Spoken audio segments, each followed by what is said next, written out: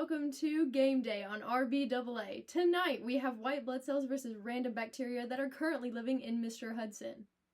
Thank you for joining us today. AA, how does our crowd look out there tonight? Looks like everyone in the stands are cheering the white blood cells on, but will the proteins help the white blood cells locate the bacteria? We cannot wait any longer to see this rough match go down. Let's take a look at our field. First, we can see the white blood cells and red blood cells running through the body. Let's take a closer look at those white blood cells. You can really see them running on those endothelial cells that line the blood vessels. An interesting strategy. Seems to be the go-to for most teams this year. On endothelial cells, we can see the white blood cells connect to them through the P-selectin cells, which are leading our team to victory night. Such great teamwork between the leukocytes and the P-selectin cells. I would like to see a closer review on that teamwork. Wow, now we're seeing proteins floating in, around, and on the bottom of phospholipids. I think that's the biggest lipid raft I've seen all year. What do you think? I agree. Lipid rafts are very important.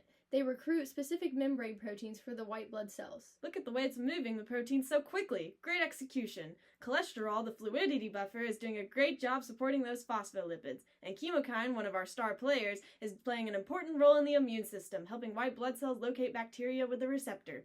And the receptor feeds information for the next play. Let's take a quick look at Cell City. Wow, everyone is moving quickly tonight through traffic. So far, there have been many amazing plays by proteins, both connecting through the phospholipids or on singular sides. Commercial break. Thanks to one of our amazing inventors in Cell City, the Spectrin Tetramer, which looks similar to a kaleidoscope, maintains cell membranes and provides structure and security for your city. Get yours now at iknowmycells.com.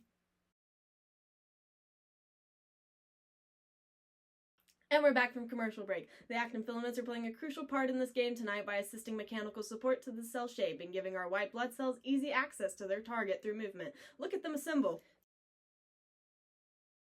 Survey proteins attached to the actin filaments, breaking them apart. What are the white blood cells going to do about this? Microtubules are springing into action, giving even further support to the cell while actin filaments are dealing with the severing proteins. Oh no! What are they doing? They're throwing the game! Get actin filaments back in there right now!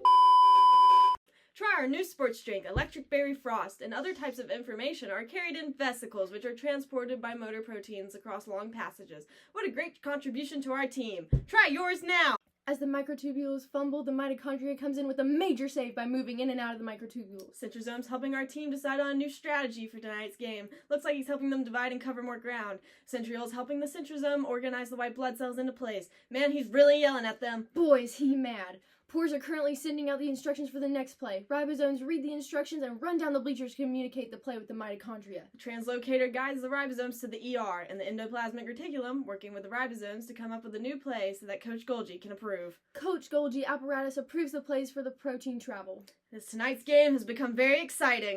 After the plays reach the plasma membrane and are confirmed by Coach Golgi, he calls a timeout. What could he possibly do in this situation? The chemokine sees the bacteria bears and reports back to Coach Golgi. G proteins transmit signals to the blood vessels through the white blood cell. This is going to be a close game. Timeout by Coach Golgi for the integrin to communicate with nearby cells. ICAM receives the plays for the integrin and are immobilized at the site of the inflammation, which stops the white blood cells when we see disease. Once all these plays are received by the white blood cells, he goes for the inflamed tissue. He strikes and wins.